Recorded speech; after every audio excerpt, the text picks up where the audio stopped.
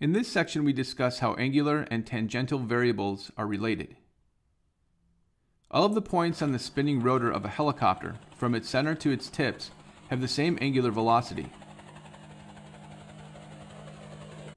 Intuitively, we know that the points near the ends of the rotor move faster than those near its center, so the linear speed must depend on the radial position. To make our terminology more precise, recall that all points on the rotor follow circular paths.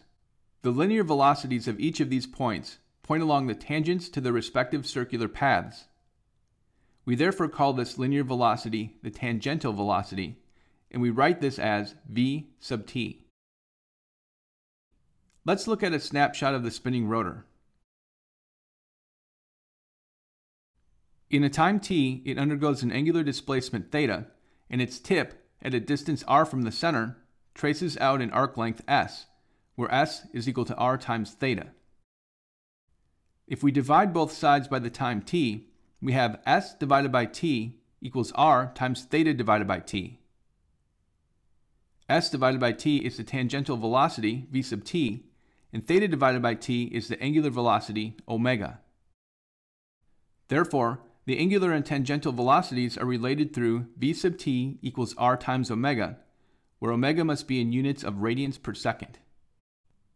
If the angular speed of the rotor is changing, so must the tangential speed, and in that case, there would be a tangential acceleration, a sub t. Assuming a constant angular acceleration, the tangential acceleration is given by the change in the tangential velocity in a given time interval t divided by the time interval t, or at equals vt minus vt0 divided by t.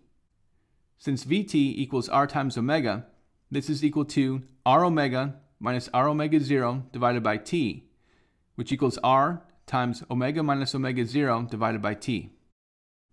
The term in parentheses is the angular acceleration, alpha.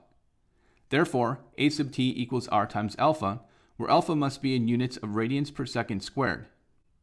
In summary, the tangential velocity is equal to r times the angular velocity, and the tangential acceleration is equal to r times the angular acceleration.